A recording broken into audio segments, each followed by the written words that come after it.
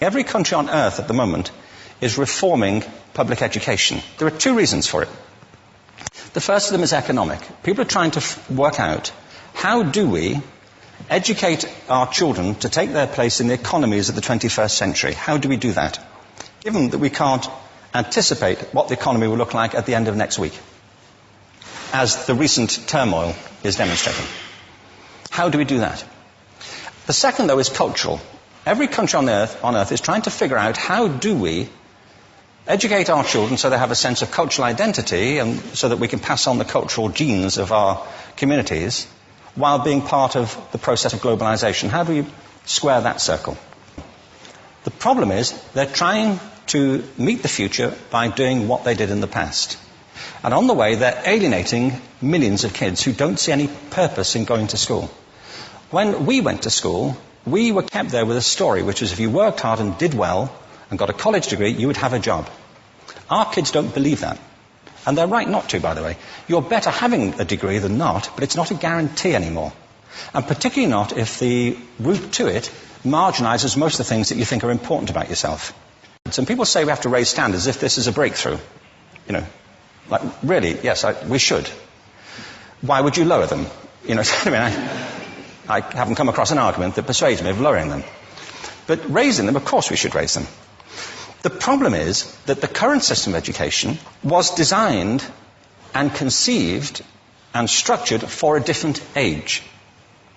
It was conceived in the intellectual culture of the Enlightenment and in the economic circumstances of the Industrial Revolution. Before the middle of the 19th century, there were no systems of public education. Not really. I mean, you could get educated by Jesuits, you know, if you had the money. But public education, paid for from taxation, compulsory to everybody and free at the point of delivery, that was a revolutionary idea. And many people objected to it. They said it's not possible for many street kids, working class children, to benefit from public education. They're incapable of learning to read and write, and why are we spending time on this? So there's also built into it a whole series of assumptions about social structure and capacity. It was driven by an economic imperative of the time, but running right through it was an intellectual model of the mind, which was essentially the Enlightenment view of intelligence. That real intelligence consists in the capacity for a certain type of deductive reasoning and a knowledge of the classics originally, what we come to think of as academic ability. And this is deep in the gene pool of public education, that there are really two types of people, academic and non-academic, smart people and non-smart people. And the consequence of that is that many brilliant people think they're not, because they've been judged against this particular view of the mind. So we have twin pillars, economic and intellectual. And my view is that this model has caused chaos in many people's lives. It's been great for some. There have been people who have benefited wonderfully from it. But most people have not. Instead, they suffer this. This is the modern epidemic, and it's as misplaced and it's as fictitious. This is the plague of ADHD. Now, this is a map of the incidence of ADHD in America, or prescriptions for ADHD. Don't mistake me here. I don't mean to say there is no such thing as attention deficit disorder. I'm not qualified to say if there is such a thing. I know that a great majority of psychologists and paediatricians think there is such a thing. But it's still a matter of debate. What I do know for a fact is it's not an epidemic. These kids are being medicated as routinely as we had our tonsils taken out.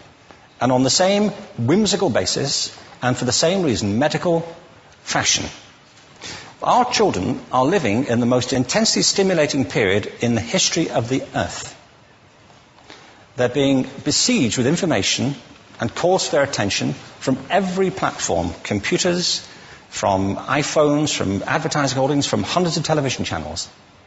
And we're penalizing them now for getting distracted. From what? You know, boring stuff. At school, for the most part. It seems to me it's not a coincidence totally that the incidence of ADHD has risen in parallel with the growth of standardized testing. Now, these kids are being given Ritalin and Adderall and all manner of things, often quite dangerous drugs, to get them focused and calm them down. But according to this, attention deficit disorder increases as you travel east across the country. People start losing interest in Oklahoma.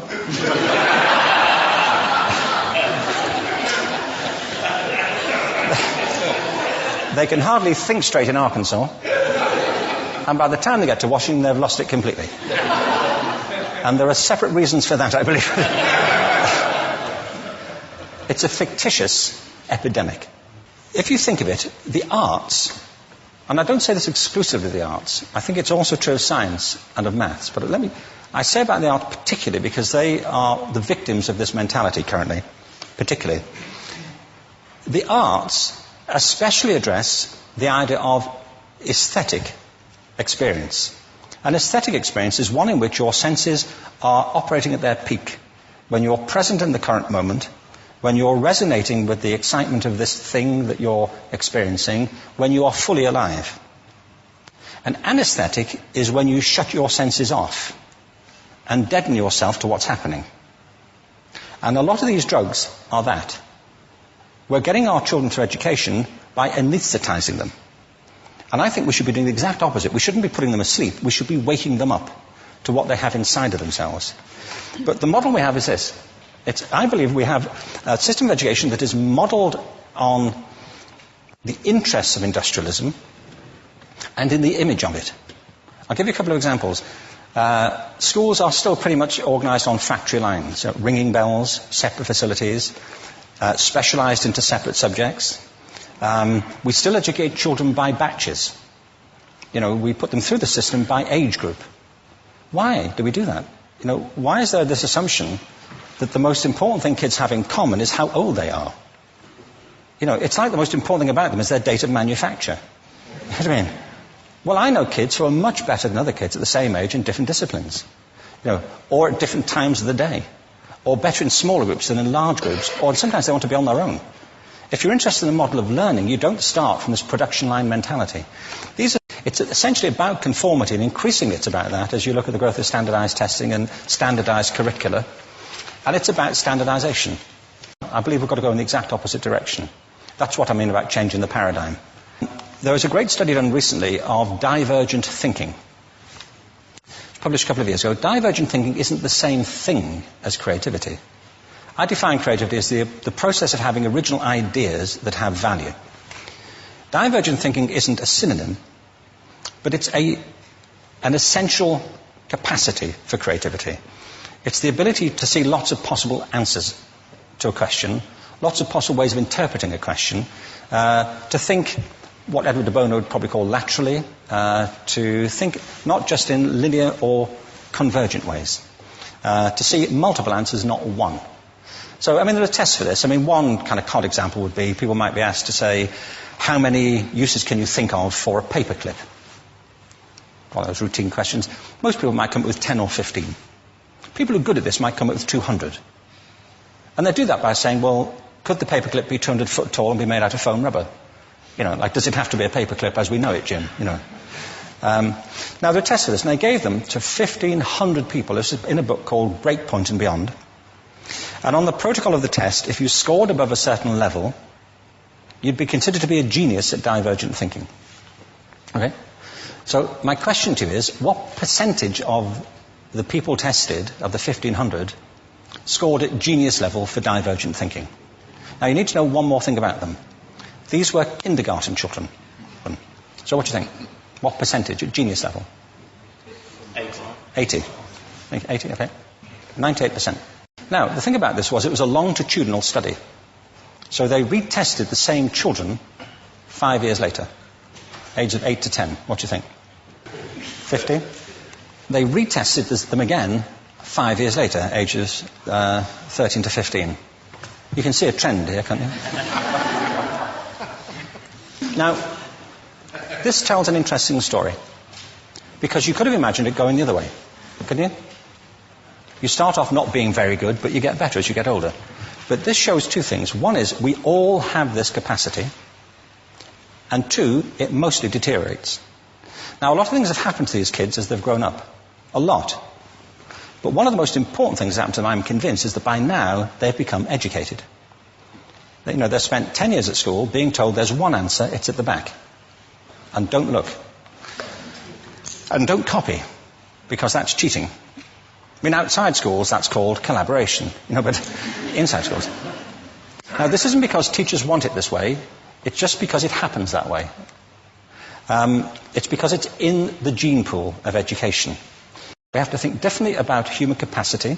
We have to get over this old conception of academic, non-academic, abstract, theoretical, vocational, and see it for what it is, a myth. Secondly, we have to recognize that most great learning happens in groups, that collaboration is the stuff of growth. If we atomize people and separate them and judge them separately, we form a kind of disjunction between them and their natural learning environment. And thirdly, it's crucially about the culture of our institutions, the habits of the institution and the habitats that they occupy.